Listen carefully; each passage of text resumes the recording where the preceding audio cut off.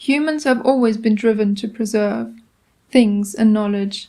Throughout the Stone Age and early paintings of humans, there are hardly any depictions of landscape.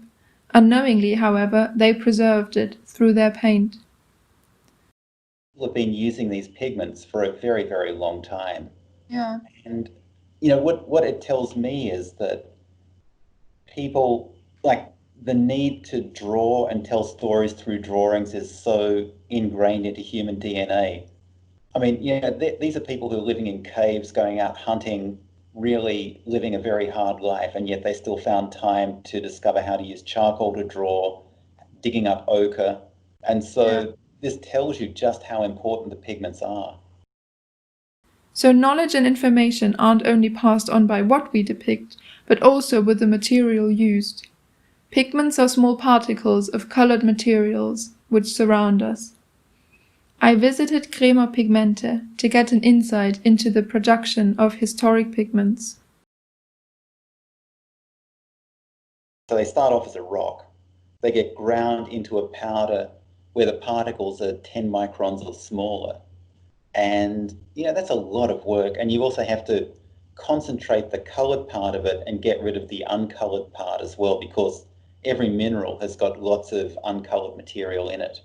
And so you have to get the coloured part, not grind it too small because then it'll lose its colour, and concentrate the colour. And it's a lot of work. It's a wonder anyone got any painting done, actually. Many of these pigments are made of rare materials, and throughout history different pigments have come and gone, impressions of certain times. Humans and colours are closely connected. Colours tell us what is right and what is harmful.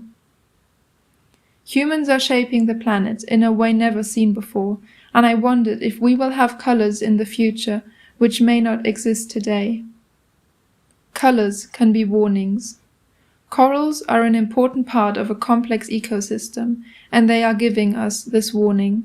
In 2016, the Great Barrier Reef in Australia suffered the most serious coral bleaching documented. About 90% of the reef was affected. Today, due to the rising sea temperature, acidification and pollution, about half of all shallow water corals have died out. Millions of years ago, the area of southern Germany, where I live, was once ocean and filled with corals. Traces can be found in the geological formation in forms of rock and fossils, giving a glimpse into the future fate of corals now dying in our oceans. In a local museum, I could look at these fossils and examine how the calcium carbonate skeleton had been transformed into quartz. These corals, which died around 135 to 150 million years ago, and the species that can be found nowadays, are practically identical. Coral reefs have existed since the time of dinosaurs, and they continued to exist after their extinction, having no problem adapting and surviving all the challenges this planet has gone through in these millions of years.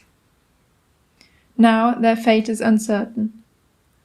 Through hours of crushing and grinding, I turned corals from different time periods and corals that had bonded with other minerals like iron and naturally occurring acids into color pigments.